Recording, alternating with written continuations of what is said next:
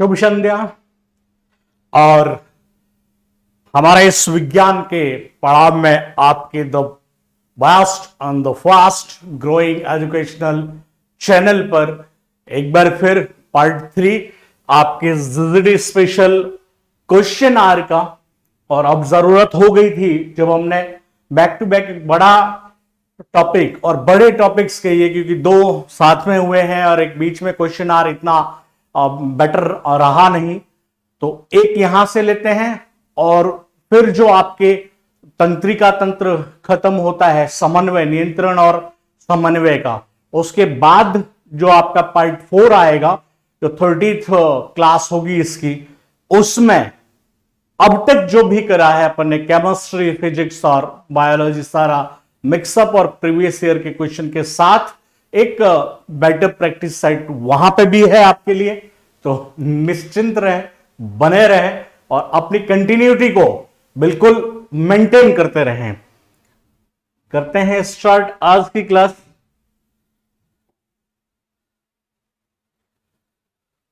तो आइए आप अपने, और ये जैसा कि आपको बता चुका कि बाइलिंगुअल होने के कारण इंग्लिश मीडियम से जो भी हैं उनके लिए भी एक वरदान होगा कि ज्यादा मशक्कत नहीं करनी पड़ेगी उनको, बिल्कुल भी उनका प्रैक्टिस सेट उनके अकॉर्डिंग ही सेट है।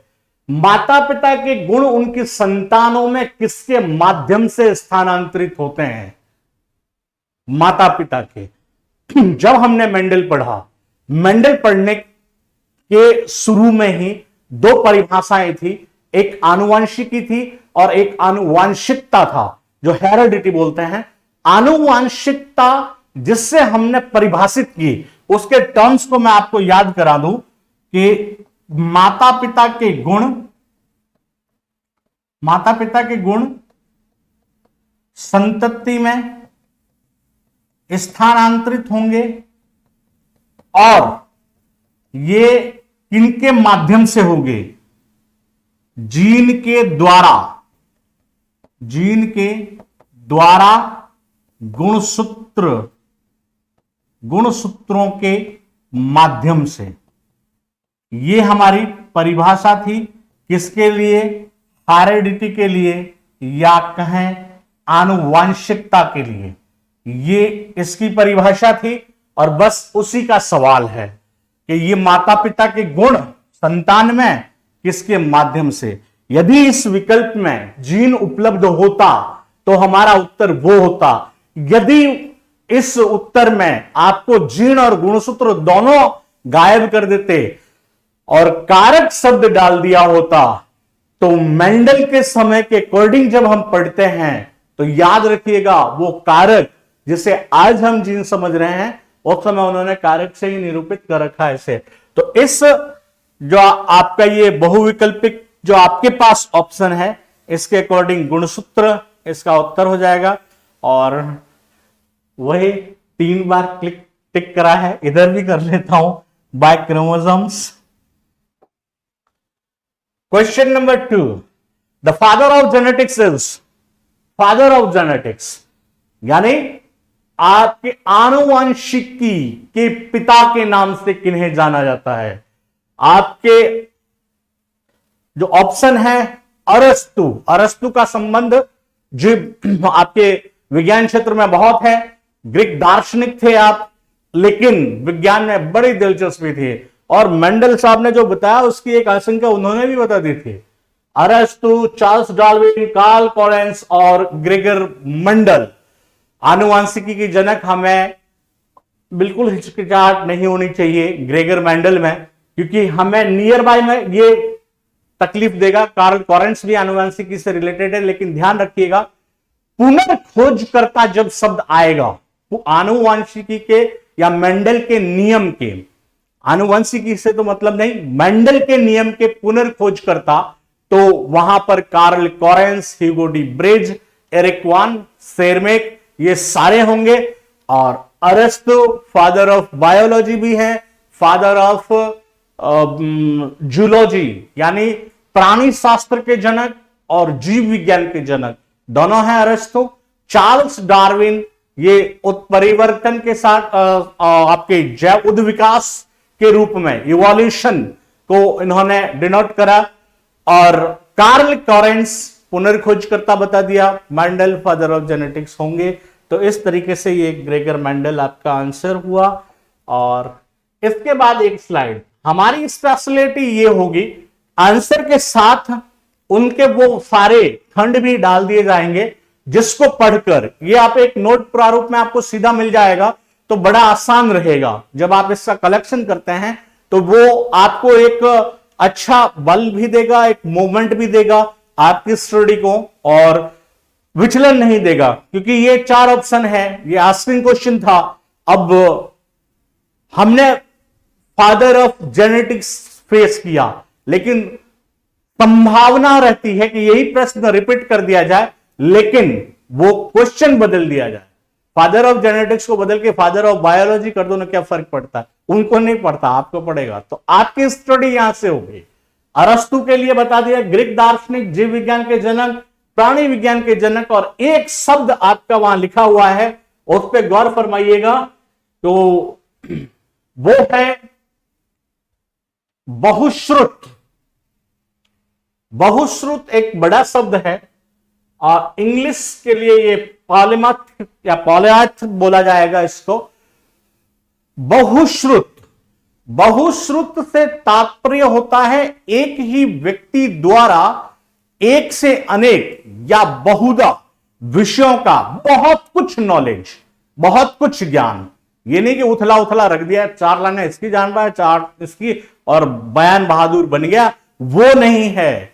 बहुत से विषयों का एक ही व्यक्ति द्वारा ज्ञान रखना, ये कहा जाता था अरस्तु के लिए। और वास्तव में थे भी बहुत महान, बहुत महान, जिन्होंने ये बता दिया था कि घोड़े की घुर जो है वो रिपीट होता है। ये आनुवंशिकी तब तक तो उत्पत्ति नहीं हुई थी, जानते ही नहीं थे कि हेरिडिटी भी होता है, उससे पहले उन्होंने बता दी।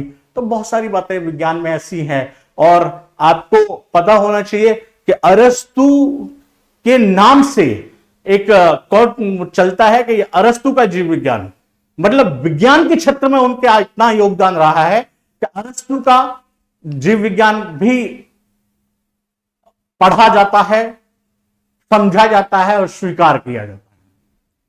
चार्ल्स डार्विन उद्विकास के जनक, उद्विकास शब्द के सर्वप्रथम खोजकर्ता भी यही थे। Father of evolution, Charles Darwin is commonly cited as the person who discovered evolution या evolution। कार्ल कॉरेंस मेंडल नियम के पुनर्खोजकर्ता वैज्ञानिक रहे हैं, और मेंडल को हम सब जानते हैं। चलते हैं हम अपने अगले प्रश्न की तरफ। मनुष्य में द्विगुणित क्रोमोसोम्स की संख्या है, यहां थोड़ा सा ध्यान देने की बात है। मानव में गुणसूत्र, मानव में गुणसूत्र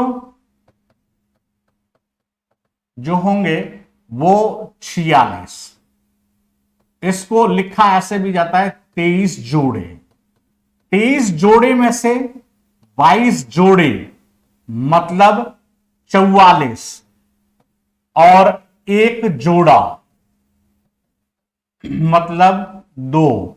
ये तो हुए कायिक गुणसूत्र, और ये होता है लैंगिक गुणसूत्र जो लिंग निर्धारण का काम करता है, ऑटोसोमल और सेक्सुअल, ये दोनों हो गया। अब ये जो 46 है इसको द्विगुणित 2n से लिखते हैं, और इसके लिए शब्द आता है द्विगुणित। द्विगुणित में ये 46 है, यानी अगर मैं इसको अगुणित में लिखूं तो अगुणित में ये 23 है। अब ये माजरा क्या है वो समझिएगा।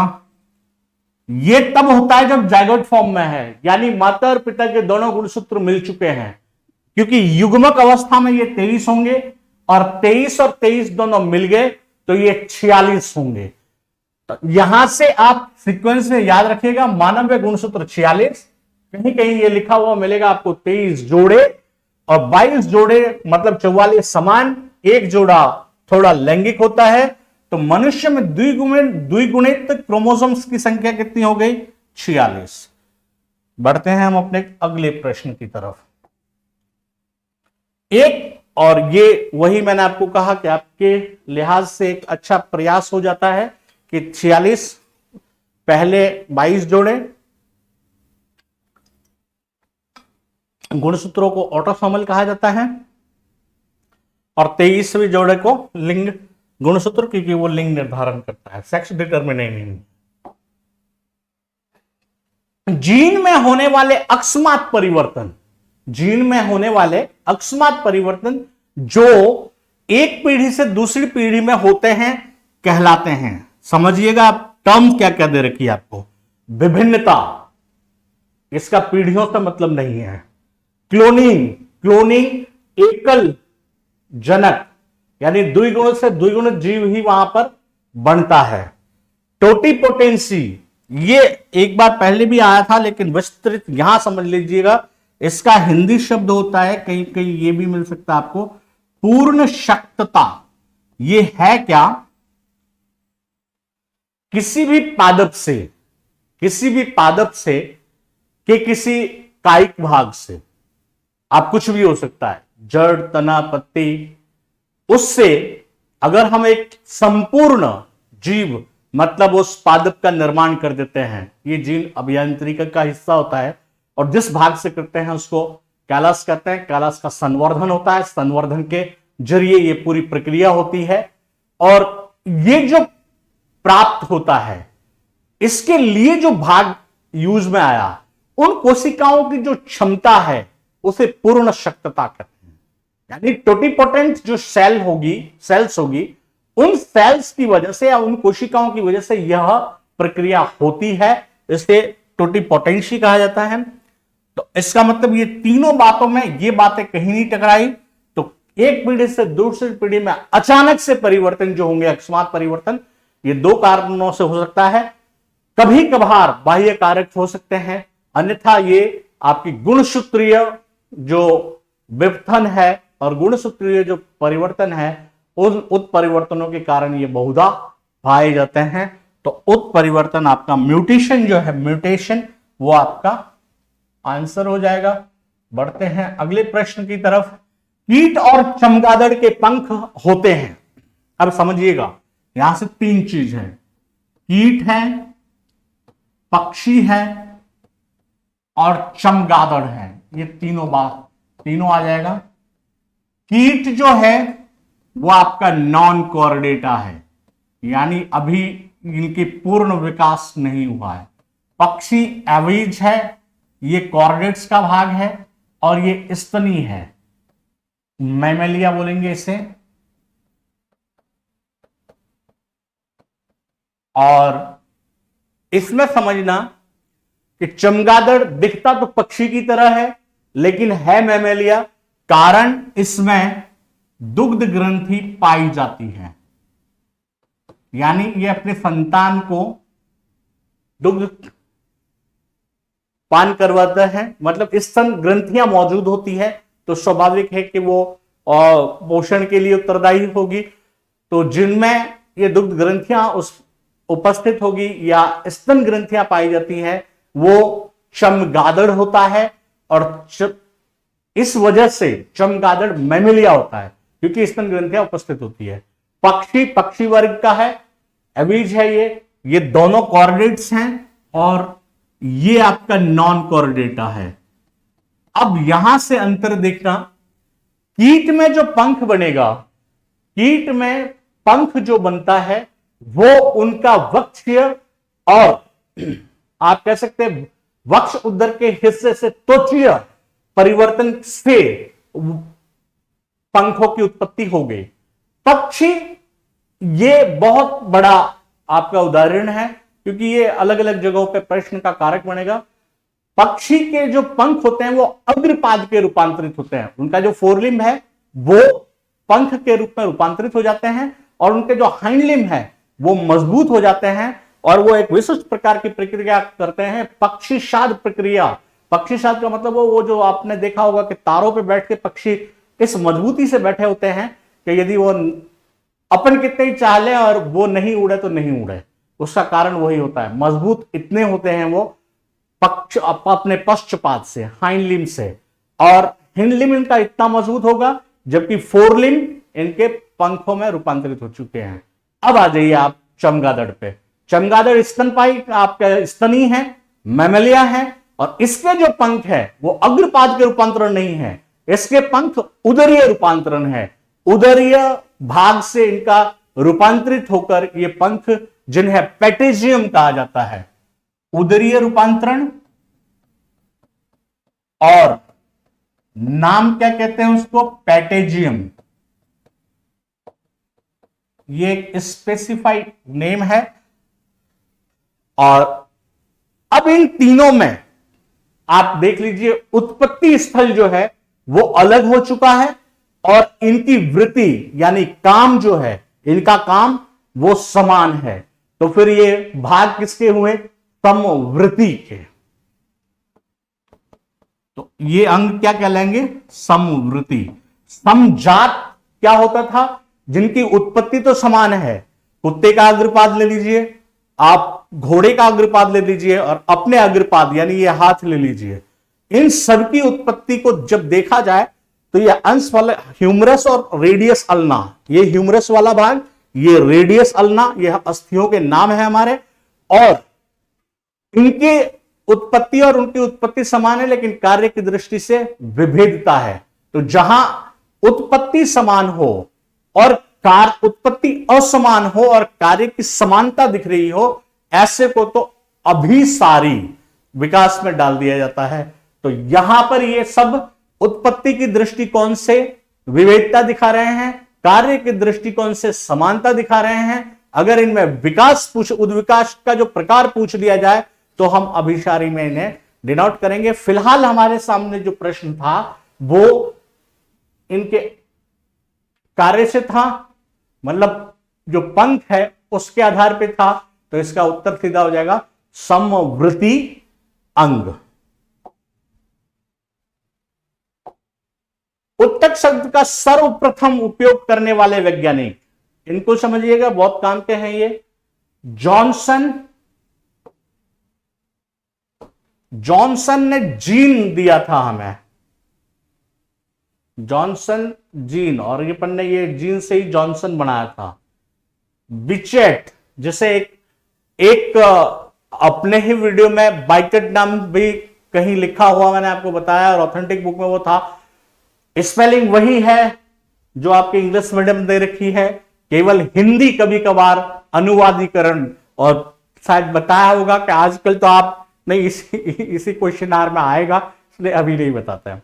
बाइकाट, बिचेट और विचेट, ये सारे मिल सकते हैं, लेकिन कॉन्सेंट्रेट कीजिएगा, ये शब्द इन्होंने ही उत्तक शब्द का सबसे पहले प्रयोग किया था। और मैलपिघी, ये कहीं कहीं यहां पे भी इनके नाम से वर्णता, वो मैलपिघाई भी लिख सकते हैं। तो मैलपिघी उत्तक शब्द का दिया था, और औतिकीय विज्ञान से संबंध जो है वो मैलपिघी का होगा। तो अपना उत्तर इस प्रश्न के अकॉर्डिंग बिचेट।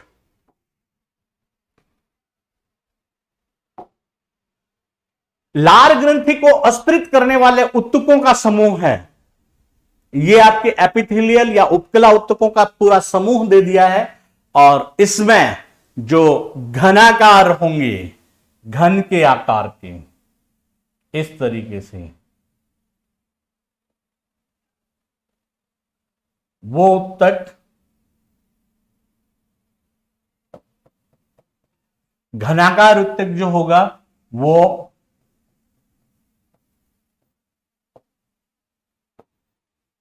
लार ग्रंथि को आश्रित करते हैं।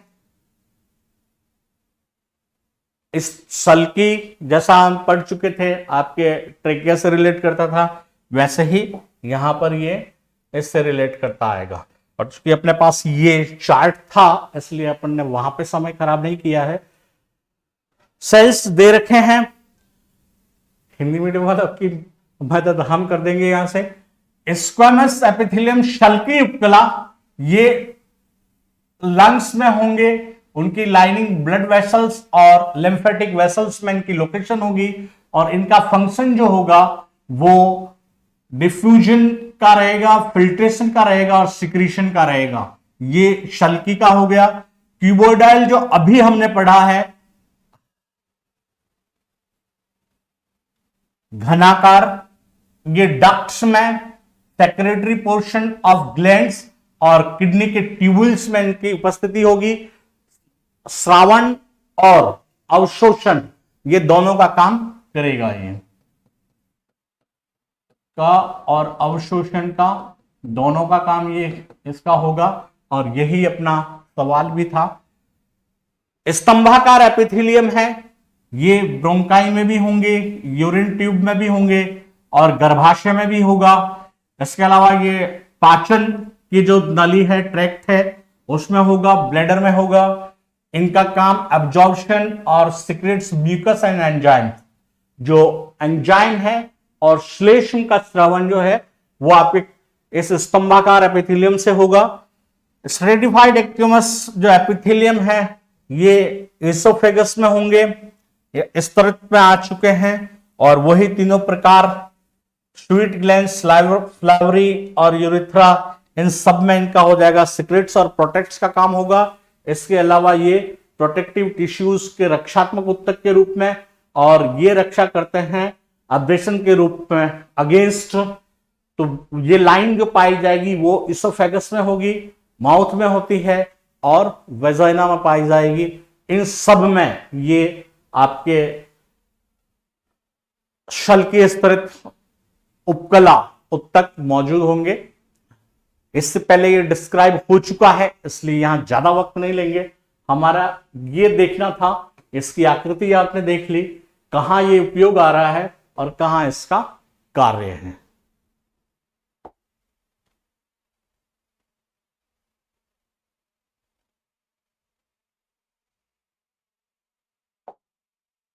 जीवित उत्तक का भाग वाहिनिका, वाहिका, जाइलम पेरेन्काइमा और जाइलम फाइबर। याद रखिएगा, जाइलम वाले भाग में जाइलम पेरेन्काइमा इसका जीवित उत्तक वाला भाग होगा। कारण स्पष्ट बता दें आपको कि फाइबर कास्ट रूप में आ जाता है। वाहिनिका और वाहिका, इस दोनों की जो स्थिति है वो बदलती है और ये मृत प्राय हो जाती है, जबकि जाइलम पेरेन्काइमा जो होगा वो अनवरत जिंदा रहता है, जीवित रहता है। टेंडन बने होते हैं, इन टेंडन के रूप देखिएगा आप। और टेंडन जब भी आता है इसको वाइट से याद रखें, क्योंकि हमारे शरीर के अंदर जो पेशियां हैं, ये इन पेशियों का जहां से ये जुड़े रहते हैं, जोड़ते हैं अस्थियों के साथ, कनेक्टिविटी होती है, तो वो वाइटिस फाइबर होते हैं। तो ये श्वेत तंतुमय संरचना होती है। पादपों में जल संवहन के लिए उत्तरदायी उत्तक है।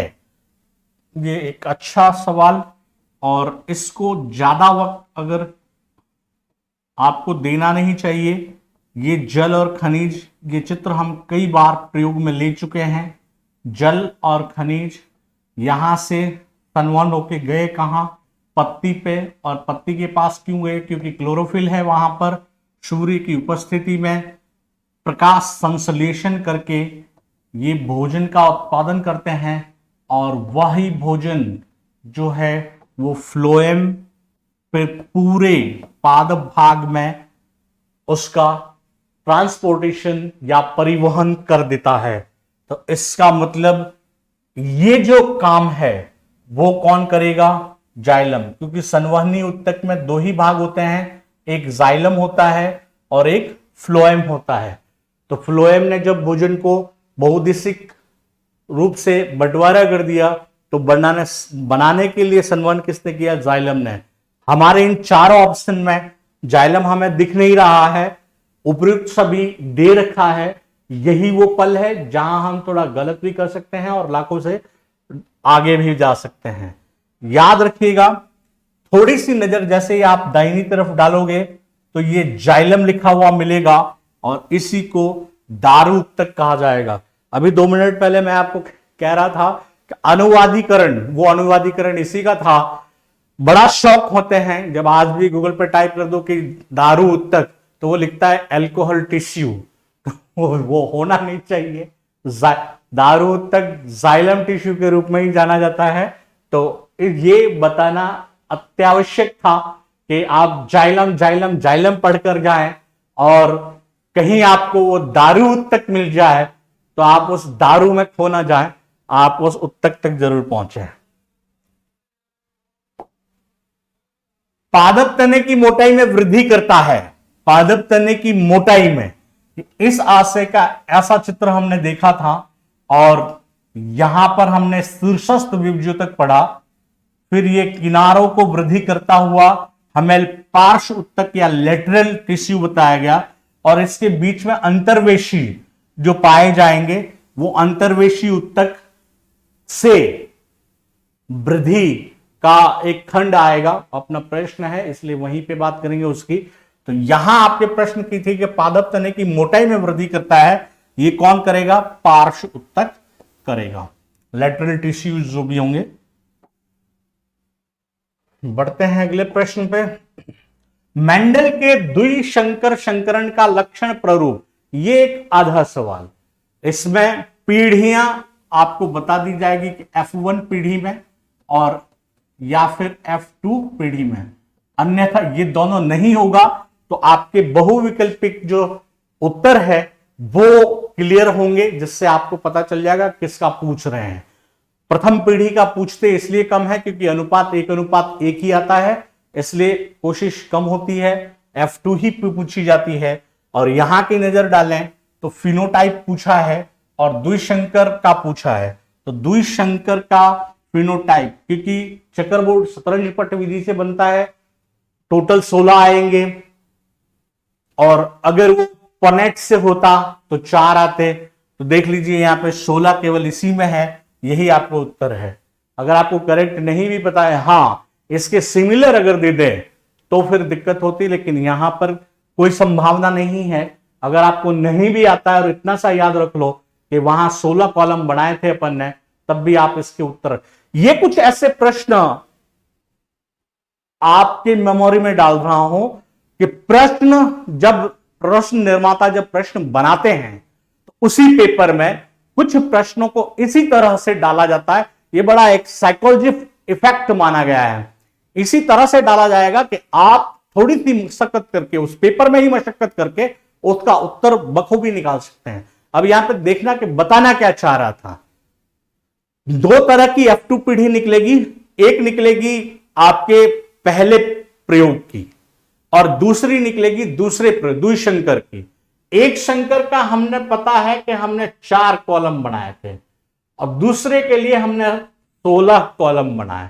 तो रिजल्ट कितना आया था? 16 का। इसमें रिजल्ट कितना आया था? 4 का।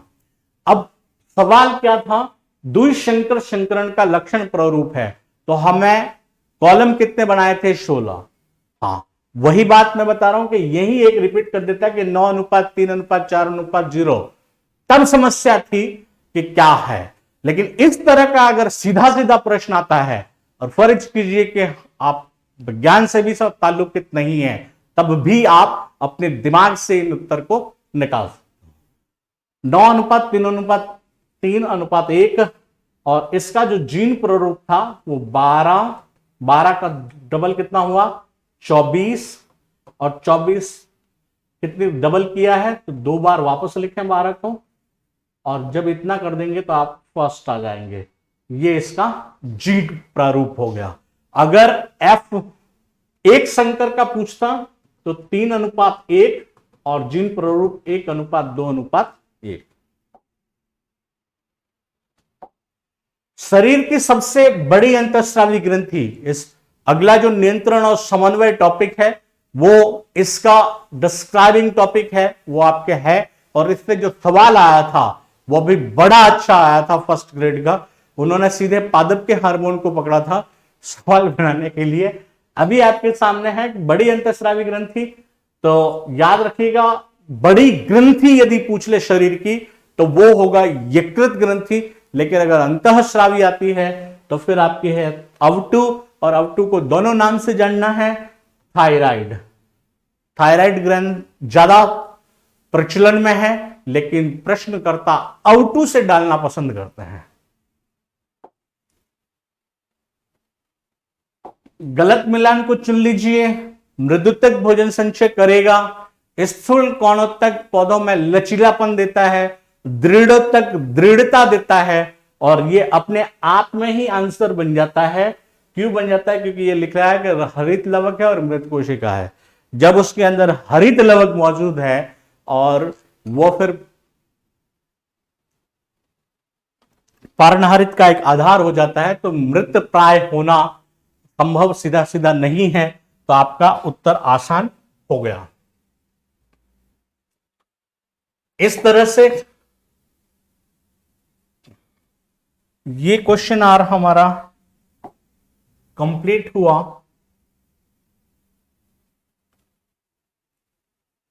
और अब अपने इस विज्ञान की प्रमुख कड़ी का आखिरी टॉपिक नियंत्रण और समन्वय, जिसमें तंत्रिका तंत्र पढ़ेंगे, मानव मस्तिष्क और मेरु रज्जु, इन दोनों को पढ़ना है। आग में हाथ लग जाए तो जल्दी से पीछे की खींचते हैं, और मस्तिष्क की कार्य प्रणाली क्या है।